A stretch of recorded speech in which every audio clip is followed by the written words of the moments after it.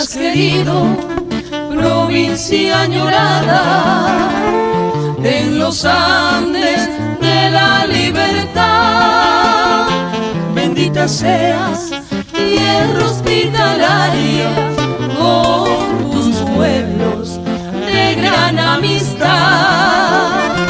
Bendita seas, tierra hospitalaria, con tus pueblos de gran amistad. Desde Chile a Buldibullo, Soledad y Huancaspata, Santiago de Chayas, Taurija y Coyay, Sayabamba, su hermosa capital. Suelo querido es mi provincia de Patás. Tayabamba, su hermosa capital. Suelo querido es mi provincia de Patás. Preciosos valles con sus campiñas y la serpiente del bravo Marañón, con Yacuabamba, Pías, Guayo y Barcoy. Patás, provincia con gran corazón, con Yacuabamba, Pías, Guayo y Barcoy. Patás, provincia con gran corazón. A ti, Patás, bello terruño, te recuerdo, contemplando el gran Pajate, hermosas ruinas descubiertas por Patás del Perú. Orgullo serás, hermosas ruinas descubiertas por Patás del Perú. Orgullo serás.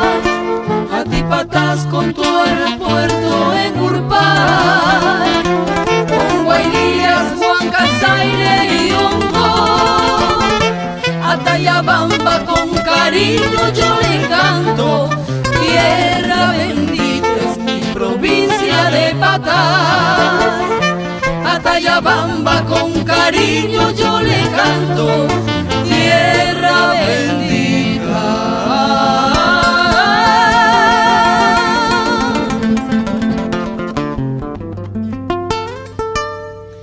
es mi provincia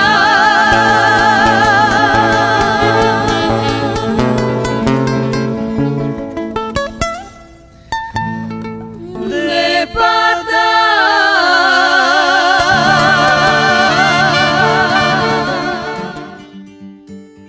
Buenas noches, gracias por hacernos partícipe de este espacio virtual de Capulí, Vallejo y su tierra, dirigido por el doctor Danilo Sánchez León, a quien hacemos llegar nuestro reconocimiento y nuestro agradecimiento por brindarnos este espacio para poder dar a conocer la literatura de la provincia de Patás, nuestros grandes talentos como escritores y poetas. Y en esta ocasión vamos a dar inicio a nuestra participación conmemorando el bicentenario de la fundación de Patás como provincia, entrevistando a uno de nuestros grandes representantes de la literatura peruana. Me refiero al doctor Juan Morillo Ganosa, autor de 10 libros, 2 libros de cuentos y 8 novelas. En esta ocasión tendremos ese privilegio de contar con su presencia de él en esta aula virtual. Él se va a dirigir a todos nosotros desde España, ya que ahí él radica, y por este medio lo vamos a tener conmemorando estos 200 años de la provincia de Patás. Bienvenido, doctor Juan Morillo Ganosa. Para nosotros es muy satisfactorio el tener que entrevistarlo en este medio virtual de Capulí, Vallejo y su tierra, y hacemos llegar un saludo a usted y a todos los poetas y escritores de nuestra provincia de Patás y a quienes nos acompañan en esta aula virtual de Capulí, Vallejo y su tierra. Adelante, doctor Juan Morillo Ganosa, bienvenido. Le dejamos para que pueda usted dirigirse y dar sus primeras palabras luego iniciamos con la entrevista programada para esta ocasión. Les agradezco a ustedes infinitamente que me permitan de nuevo hablar a un público, digamos, que yo no sé exactamente qué dimensiones tiene, pero evidentemente el público, un sector del público que es precisamente el sector de la gente de mi tierra. Les agradezco por eso, porque para mí eso tiene mucha importancia. Muchas gracias, doctor. Vamos a dar inicio con esta entrevista. Queremos saber que nos comente usted sobre su experiencia de su encuentro con Vallejo. Bueno, el Vallejo, no solamente para mí, sino para creo que cualquier peruano, es un valor que está, un valor universal que está siempre con nosotros. Pero bueno, en mi experiencia de mi aproximación a Vallejo, pues se produce en la época en que yo estudiaba la secundaria, el tercer año de secundaria en Trujillo. Naturalmente para mí Vallejo era un nombre desconocido. En esa época, estudiantes de ese nivel, pues apenas conocíamos algunos nombres, los clásicos, los que estaban en la literatura peruana, en fin. Pero la casualidad fue que yo conocí a un grupo de universitarios. Yo en esa época ya estudiaba en la noche, y ocurre que cuando conocí a este grupo de universitarios, me gustaba ir con ellos a la universidad. En el día yo no trabajaba, estudiaba en la noche, y me gustaba mucho que me creyeran universitario, ¿no? Entonces, ¿qué pasa? Que uno de ellos era un poeta, realmente un poeta notable. Lamentablemente se perdió, pero era uno de los más grandes poetas, una promesa extraordinaria. Lamentablemente no se pudo desarrollar. Me refiero a Pedro Arteaga, ¿no? Y ganó algunos premios en Trujillo, en fin. Él tenía bajo el brazo un libro de Vallejo. Entonces yo cogí el libro, pues de verdad no me sonaba nada, ¿no? Entonces él me dijo, tienes que leer eso, no sé qué. Bien, yo empezaba a leer en aquella época algunos libros de narración. Comencé a leer Los Herederos Negros, ¿no? Y acostumbrado a la sonoridad de los poetas modernistas, ¿no? Pues era más o menos familiar, pero encontrado un modo diferente, ¿no? Sonaba un poco a lo que ya conocía, a los poemas que ya conocía, ¿no? Pero a la vez encontraba algo diferente, ¿no? No era solamente el ejercicio de la versificación, ¿no? Sino también había una cierta hondura que me llamaba la atención. En fin, por ahí fue más o menos entrando por mi propia cuenta, leyendo a Vallejo, ¿no? Entonces me impresionó muchas cosas, porque después aparecen poemas del mundo familiar y esas cosas que me agradaban muchísimo, porque se parecía mucho a las vivencias personales, ¿no? Entonces, poco a poco fui, y después la segunda experiencia fue un desconcierto total, porque como me gustó, busqué el otro libro, Circe, y Circe me desconcertó, no lo entendía nada. Naturalmente me desconcertó enormemente, ¿no? Entonces, esos encuentros con Vallejo tuvieron estas formas, ¿no? Primero la buena impresión, y luego esta dificultad de entrar a ese mundo.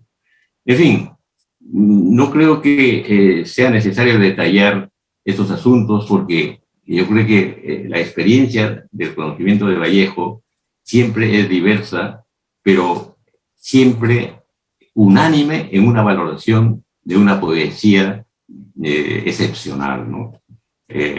Naturalmente, Vallejo en aquella época los poemas de Tirse, que son poemas vanguardistas, ¿no?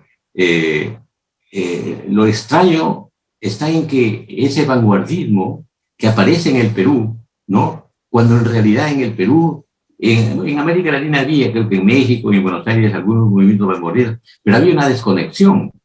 Pero en Vallejo, una especie de una actitud adánica, digamos, ¿no? Que él comienza una especie de proclama de la libertad, ¿no? Busca liberarse del corset de la versificación y todas esas cosas, y se nota una intención de irse más allá de estas cosas, romper con todo. Entonces, claro, es difícil entender eso, ¿no? No es fácil. Yo después, ya cuando estaba en la universidad, he empezado a entender esas cosas de Vallejo, ¿no? Ya con la explicación, leyendo críticas y todas estas cosas, ¿no? Por ejemplo, recuerdo mucho, encontré un poema que me impresionó mucho por la plasticidad, por la forma como describía una situación. A ver si me acuerdo, decía: serpentínica U del bizcochero enjirafada al tímpano. ¿Qué es eso? Serpentínica U del bizcochero enjirafada al tímpano. Un tiempo después encontré, no me acuerdo quién de los críticos hizo una interpretación de esto. Dice que todos los días Vallejo vivió en la calle San Martín de Trujillo, en un segundo piso, ¿no? Yo pasaba todos los días por ahí, yo también he vivido en la calle San Martín. Entonces, dice que Vallejo en el balcón salía a leer, y luego pasaba todas las tardes un bizcochero, y como era de la sierra, voceaba su mercancía, no como bizcocho, sino bizcucho, esa U. Dice, la serpentínica U del bizcochero, o sea, la U que se enjirafaba. O sea, mira la plasticidad que tiene esta frase. Pero no solamente es el problema de la habilidad de crear, de hacer una descripción con esta plasticidad de la imagen, sino que naturalmente ahí Vallejo estaba trabajando el lenguaje de una manera bastante innovadora, ¿no? Entonces, en Vallejo siempre he tenido esas cosas de encuentros, siempre sorpresivos, ¿no? Incluso probablemente ahora, ¿no? Y claro, cada descubrimiento significaba un golpe emocional, ¿no? O en fin, una alegría por entenderlo, una cosa así. Creo que Vallejo sigue siendo un poeta por descubrir. Lo han descubierto, han hecho muchos estudios, pero Vallejo sigue siendo un poeta extraordinario, ¿no? Por esa calidad humana, ¿no? Y luego esa manera de lanzarse a una renovación del lenguaje poético, ¿no? Y esas fases muy claras de Vallejo, ¿no? La primera fase, la influencia modernista, y luego el grito de libertad con Tirse, ¿no? Que es la renovación total, y luego viene ya, cuando sucede la Guerra Civil Española, viene ya una literatura de compromiso, ¿no? Con ese instrumento de un lenguaje creado por él mismo, aborda temas ya comprometidos. En este sentido, pues, Vallejo, ya se puede advertir, tiene, digamos, una multiplicidad de perspectivas, ¿no? En fin, ¿qué más te puedo decir Vallejo? Pues, son mis impresiones, y si sigo leyendo Vallejo, probablemente haga nuevos hallazgos. Muchas gracias, doctor. Hablando de Vallejo, su poesía muy nostálgica que nos vuelve a la tierra, ¿no? Y hablando de esa tierra, quisiera preguntarle cómo recuerda su infancia en Taurija, su tierra natal. Bueno, es que yo viví en Taurija hasta los 12 años, ¿no? andando a los 13.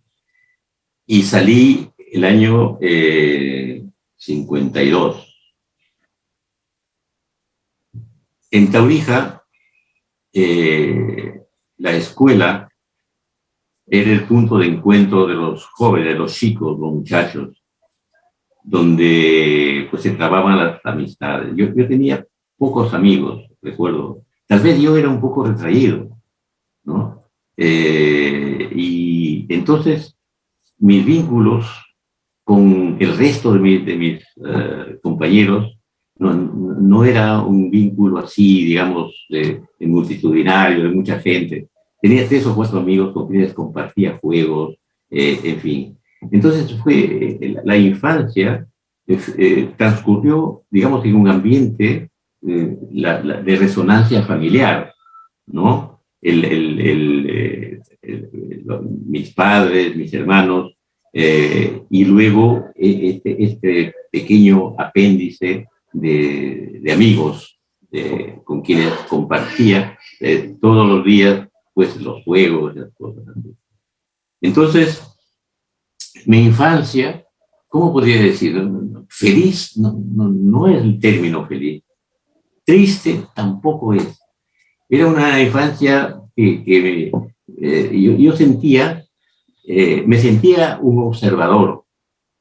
Recuerdo que miraba a la gente, ¿no? Mi familia, pues, era más o menos acomodada, ¿no? En el pueblo, ¿no? Mi padre tenía algo de tierra, no era terrateniente, había un trato de igualdad entre todos, no había diferencias, pero había esta diferencia social, ¿no? En relación a la propiedad de la tierra, qué sé yo.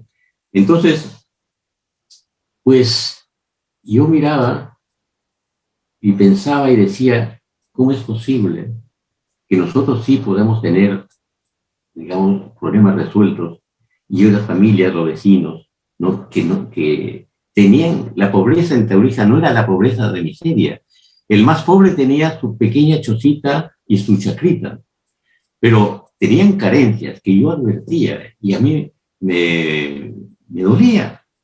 Y allí la contradicción entre el pensamiento religioso que nos inculcaban de la bondad de Dios y todas esas cosas me hacía entrar en duda. Entonces, esa infancia mía transcurrió como observando estas cosas, ¿no? Lo digo ahora, pero en esa época no me daba cuenta que era una especie de observador de ese mundo. Entonces, no era, digamos, una diversión, no era una alegría, no era tampoco una reflexión, porque en esa época no reflexionaba, pero sí me hacía pensar las diferencias que había entre la gente. Muy bien, fue pasando el tiempo y claro, estas cosas tomaron cuerpo en mis reflexiones sobre lo que significaba el mundo de Taurija, ¿no? Impresionante lo de su infancia. Y hablando de ello, ¿cómo recuerda su casa? ¿Cómo recuerda a sus padres y a sus hermanos? Bueno, pues típica familia pueblerina, ¿no? Nuestra casa era más o menos grande, teníamos un pabellón, digamos, de 2 plantas, luego teníamos una especie de casa de huéspedes, porque en mi familia se recibía casi con frecuencia huéspedes, ¿no? Gente que pasaba, siempre se quedaban en la casa. Y claro, largas tertulias en las noches después de cenar. Entonces, el mundo familiar era ese. Mi padre era comerciante. Él viajaba con frecuencia a la costa a comprar las mercancías para la tienda. Y entonces,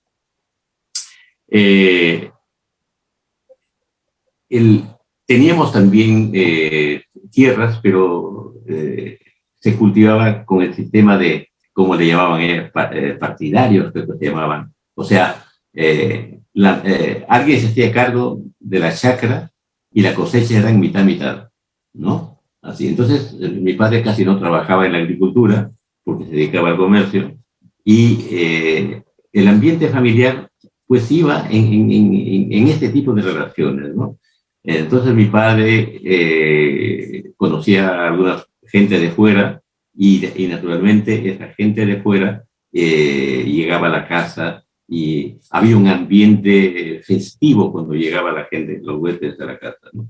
Entonces mis hermanos pues fueron saliendo de Taurija a estudiar a Trujillo, ¿no?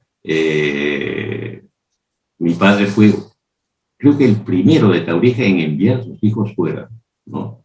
Y es una cosa impresionante porque Taurija en esa época estaba a 5 días de camino por las cordilleras, yendo por Ancash, 5 días de viaje cruzando todas las cordilleras hasta llegar a la estación del tren que llevaba a Chimbote.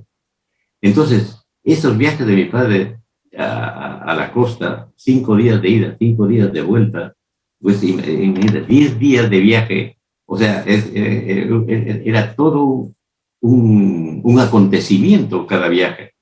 Entonces, ese tipo de mundo que se creaba en la casa, los viajes de mi padre, que se iba, la expectativa del retorno, la alegría de estar juntos, todo esto. Luego la pena de mi madre, porque el hijo ya se fue, y luego el año siguiente se va el otro, en fin, así. Yo soy el último de todos, 4 hermanos. Entonces, en ese mundo, ¿no? de alegrías, por la fiesta que había con los huéspedes, nosotros mismos cuando estábamos todos juntos, y a la vez esa tristeza que se va instalando en la casa por la ausencia, ¿no? Y de verdad, ausencia que ya casi es definitiva, porque después ya no se recompuso la familia, ¿no? Ya en Trujillo, pues ya nos encontrábamos, pero no era lo mismo, ¿no? Ese era más o menos el ambiente de la época de mi infancia, ¿no? Seguramente que al ir saliendo cada uno de casa y quedarse ya solos los padres, de darse el último abrazo con su madre cuando usted partió a Trujillo, todo una odisea, ¿no? En busca de la superación, por cierto que con mucho sacrificio.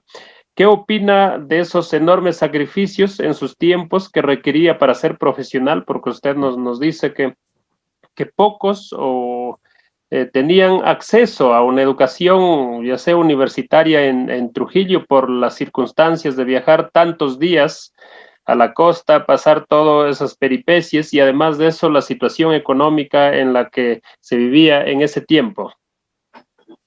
Bueno, ya te digo que no era común. Tal vez en Tayabamba había algunos que habían mandado a sus hijos, pero mi padre probablemente, porque en la costa, porque no solamente iba a Trujillo, también iba a Lima, conoció a gente, a los políticos, se vinculó con políticos, mi padre, y precisamente su vinculación política le permitió gestionar las escuelas de varones y de mujeres, ¿no? En Taurija. No había una primaria que hasta tercer año, así. Mi padre consiguió a través de sus vínculos políticos en la costa estas escuelas, ¿no? Entonces había pues esa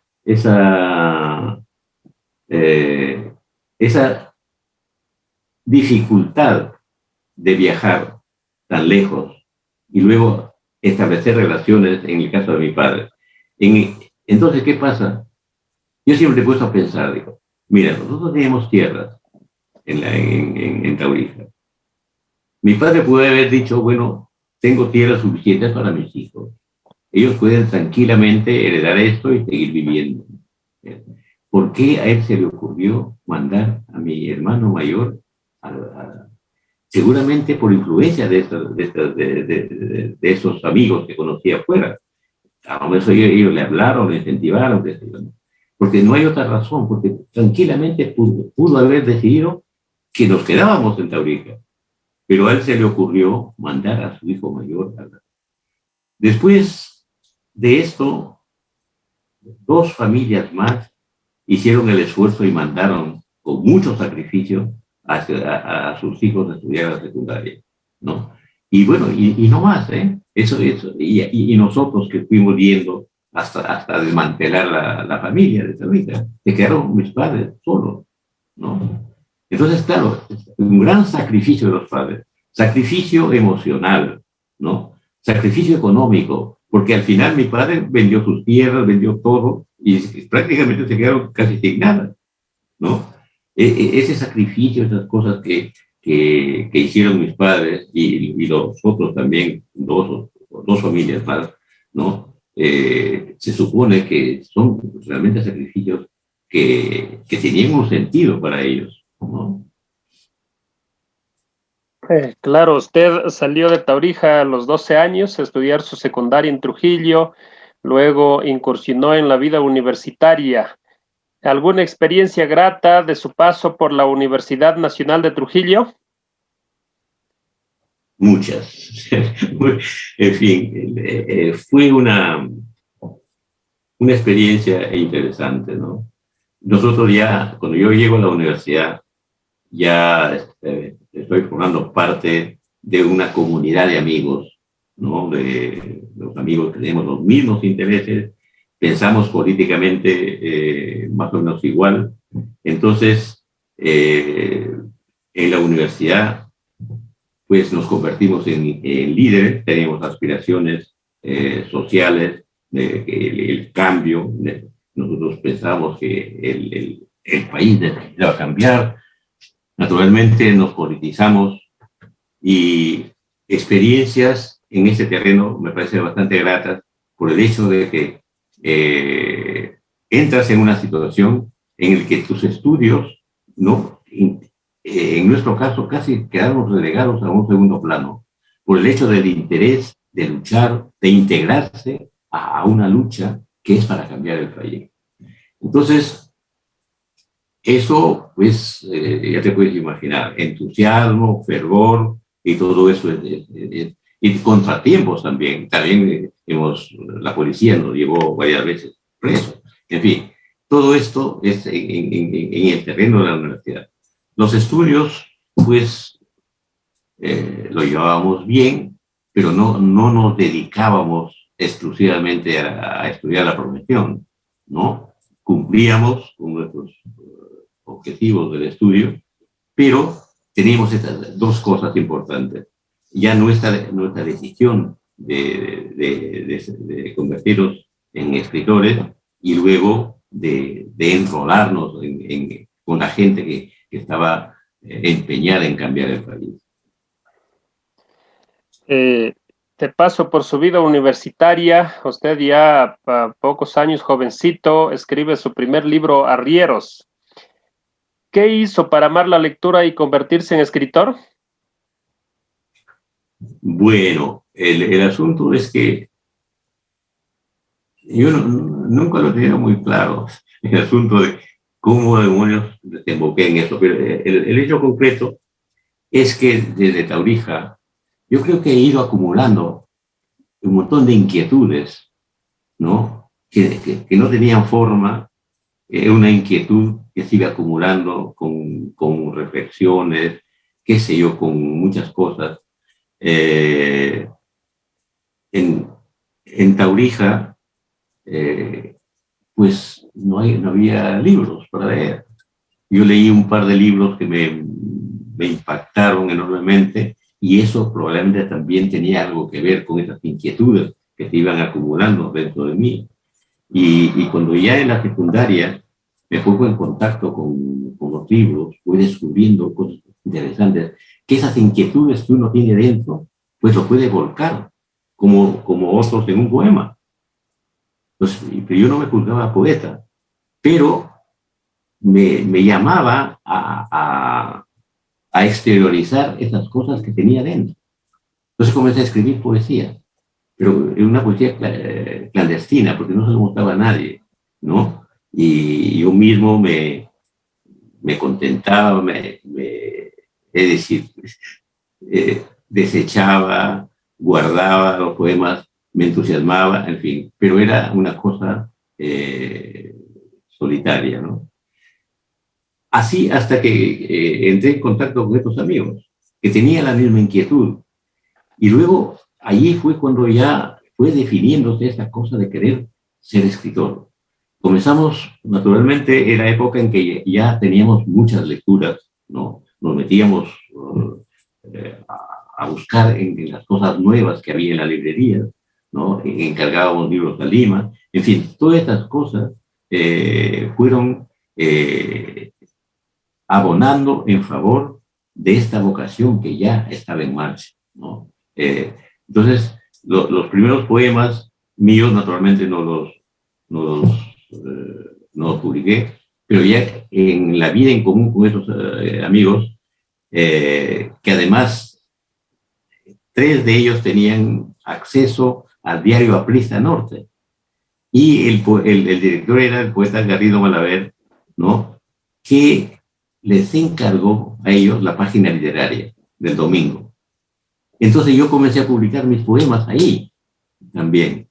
Poemas que después, en fin, yo traté de que desaparecieran de esas páginas porque eran poemas que me satisficieron probablemente en el momento, pero después, viendo a la distancia, decía que era una gran irresponsabilidad. Yo ya estaba decantándome por el lado de la narración, ¿no? Entonces, pero ya te digo, la vocación, pues, se dio en la forma de estas inquietudes que venía cargando, que luego fueron definiéndose con las lecturas y el ansia de volcar las cosas que tenía dentro, en poemas. Y por ahí fue naciendo y luego cobró forma cuando encontré el camino de la narración, ¿no? Hablando de su producción literaria, háblenos del mejor pasaje de uno de sus libros. Uy, es un poco complicado. Bueno, no sé. Hay un episodio en El río que te ha de llevar. El personaje Adela, que se casa con uno de los miembros de la familia Ponte, pero ella tiene una inquietud política y luego se une a un grupo subversivo que pasa por Taurija, por el pueblo, y se pierde, naufraga en una balsa y es recogida en la orilla llena de palos, qué sé yo. Entonces, hay toda esa historia de esta mujer, ¿no? Cuando es rescatada, la gente del pueblo que está frente a Taurija, abajo, a la orilla del Marañón, un poco hacia el fondo de un río, que no es el Marañón, hay un pueblo que se llama Puruay, y hay una famosa fiesta de Puruay que tiene como patrona la Virgen de Puruay. Pues bien, entonces a mí se me ocurrió, ¿no? Vincular este hecho con la aparición de Adela en esta balsa que naufraga. Entonces los que la rescatan la llevan y cuando llegan al pueblo, todo el mundo ve que es una chica, ¿no? Extraña, y por qué ha ido a parar ahí, y la consideran que es algo divino. Y poco a poco la gente comienza a llevar velas, qué sé yo. Entonces la chica es consciente de qué es lo que está pasando, pero no se atreve a destruir todo este fervor popular. La consideran santa y termina siendo, cuando muere, ya instituyen la fiesta en honor de la Virgen del Uruguay. Entonces, es una parte donde hay una vertiente totalmente realista, y luego entra también por ahí la superstición, ¿no? Entonces, es un capítulo un poquito largo donde aparecen esas cosas que me parece interesante, en fin, personalmente, pero no sé al lector qué le parecerá, ¿no? Claro, son escenarios hablando de la fiesta del Uruguay que se da al otro lado del Marañón, ¿no? En la zona de Ancash. Usted ha considerado varios escenarios de su tierra, personajes también, seguro vivencias de su infancia. ¿Nos podría decir qué es lo que más aprecia de su tierra y del Perú? Su gente, la gente, la gente, lo que tiene dentro. La gente, tú sabes, si tú visitas el Perú, vas por distintos lugares, vas a encontrar una diversidad muy grande, pero en medio de esa diversidad encuentras valores que, que con una buena política, ¿no? Se desarrollan porque son valores positivos, pero naturalmente también se distorsionan. Entonces, para mí lo más interesante son esos valores existentes en la gente del pueblo, ¿no? Que convendría que un buen gobierno, ¿no? Ponga esto como potenciar esto para su desarrollo, ¿no? Y tiene mucho que ver con muchos factores de la política, la educación, difusión de cultura, todo eso tiene que ver con el rescate de esos valores de la gente. Entonces, yo valoro mucho eso en la gente. No solamente de Taurija, sino digamos en cualquier lugar donde vaya. A pesar de la gran diversidad que tenemos esos valores que hay que respetar. Y por otro lado, yo sigo pensando, como pensaba en mi época universitaria, que el país naturalmente necesita un cambio radical, ¿no? Tenemos tantos problemas y tenemos modos de conducir la política del país casi siempre equivocados. Casi siempre encontramos problemas que nos descubren que esa gente no era capaz de estar al frente del gobierno. Tenemos, ¿cuántos? 3, 4 presidentes presos. Ese tipo de cosas son desalentadoras, naturalmente, pero necesitamos un cambio y para ese cambio es necesario también, para mí, un gran movimiento, ¿no? En el sector de la educación y la cultura. Es muy importante. Qué interesante. Su infancia ha marcado, creo que, una huella enorme en su producción literaria. Además, los viajes que usted seguramente varias idas y vueltas tuvo a la ciudad de Trujillo en vacaciones, ¿no? ¿Qué es lo que más añora de Taurija y de esos infatigables viajes que tuvo que realizar para llegar a Trujillo? Bueno, de Taurija, pues añoro el ambiente familiar que nunca más se pudo recomponer. Salí yo y salió el último de la familia.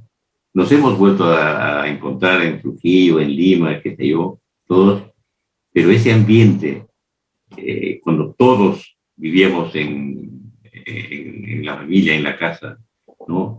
Ese ambiente familiar realmente rico en afecto, ¿no?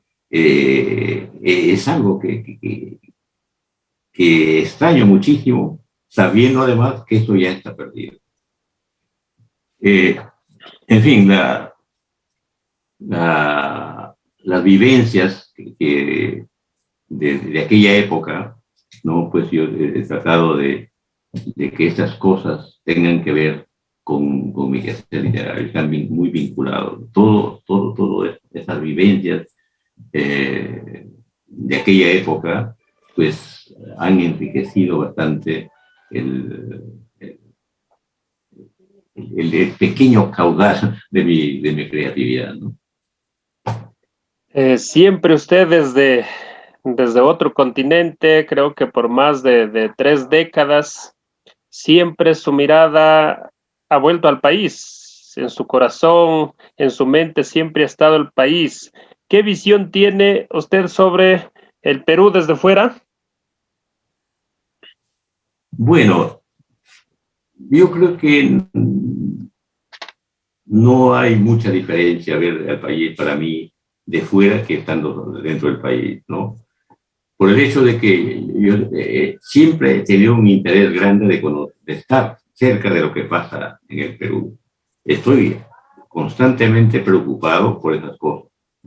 De tal manera que estando fuera o estando cerca, digamos, ese interés por estar implicado de alguna manera con los problemas del país, pues, digamos, son las pautas que rigen mi vida, ¿no? Entonces, visto de fuera, tantos años que vivo afuera, y siempre he vuelto, casi cada año he vuelto al Perú. Entonces, encontrarse con los amigos, hablar de esto, tomar conciencia de lo que está pasando ahí, y luego salir del país y tener las noticias, las mismas cosas, las mismas preocupaciones. Claro, casi no encuentro ninguna diferencia en estar fuera o dentro. Naturalmente, por ejemplo, muchos me han preguntado sobre la influencia que puede haber entre escribir a la distancia, ¿no? Viendo las cosas a la distancia, ¿no? Pero ocurre que el problema es que yo, como el caracol, cargo mi casa, mis vivencias, a donde voy. De tal manera que esto ya está, este mundo está conmigo. Puedo sentarme, si tengo tiempo y lugar. En el Perú me siento a escribir ahí este mundo que ya estoy cargando. Y si salgo, lo mismo, hago lo mismo. Muchos encuentran, digamos, un incentivo, un estímulo, cuando ven su patria, su país a la distancia, ¿no? Dice, sí, porque la nostalgia o lo que sea te permite, ¿no?, ver de otra manera o de mejor manera las cosas de tu país. Pero no es realmente mi caso, ¿no? Yo no escribo por nostalgia. Si ustedes miran, ninguno de mis libros es una nostalgia del país. Es más bien, digamos, una fabulación en todos sus problemas, ¿no? Hablando de sus libros, coméntenos cuál es el libro que le costó más escribir y cuál es la obra que le tiene más cariño. A ver, me costó mucho escribir la primera novela.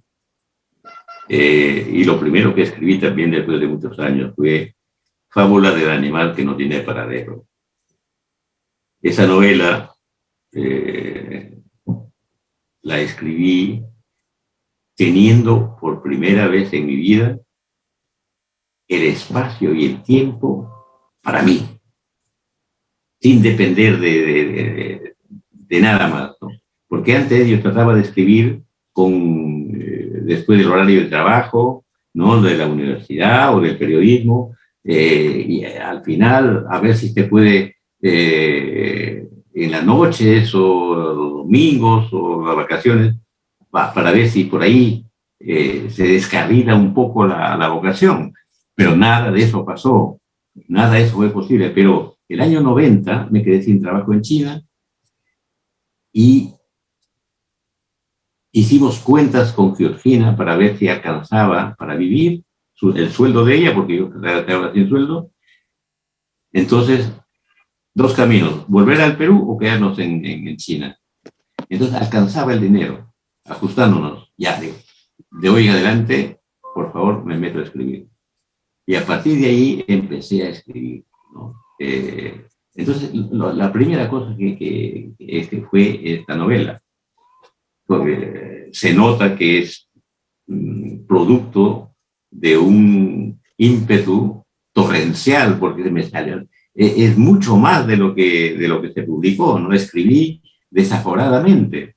El entusiasmo de los primeros días incluso me estaba haciendo daño por el exceso de trabajo, el entusiasmo tan grande. Pero ese entusiasmo era negativo porque así no se escribe, no se escribe, por lo menos no escribo con el entusiasmo arrastrado, en fin, dejándome llevar por esas cosas, no. Entonces hay que moderar. Cristina me dijo, sabes, porque no puedes seguir así, te vas a enfermar, así que mejor modera. Claro, y recordando lo que hacía Vargas Llosa, lo que decía Vargas Llosa, trabaja 8 horas diarias. Dije, bueno, ¿por qué no? Entonces moderé la cosa.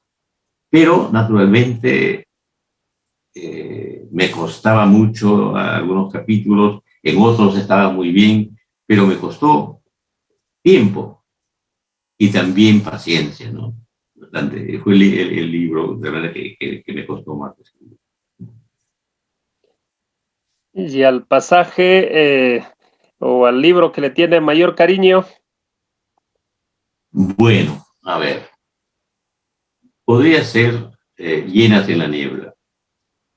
Llenas en la niebla por muchas razones, ¿no? Porque hay mucho de autobiográfico ahí. Tal vez no se percibe bien, pero hay mucho de autobiográfico. Y también porque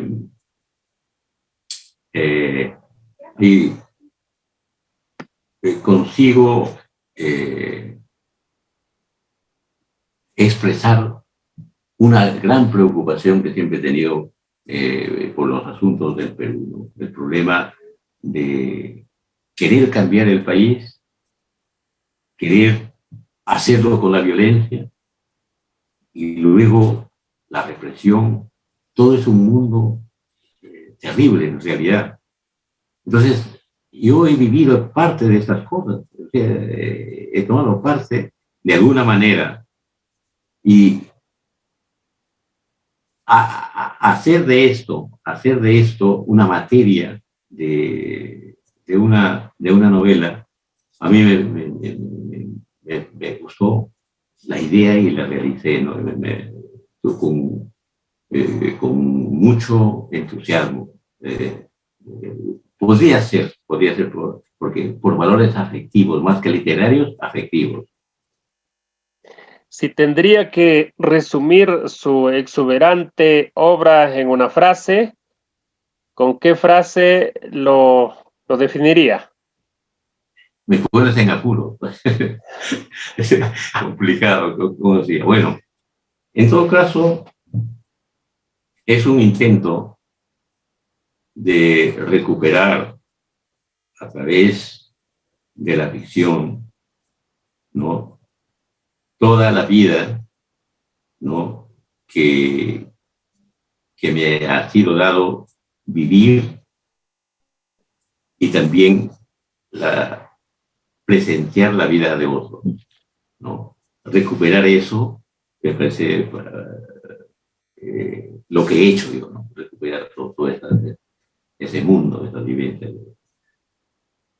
¿Y qué mensaje nos podría dar a los peruanos en estos tiempos muy complicados que vivimos en el mundo, en estos tiempos de pandemia?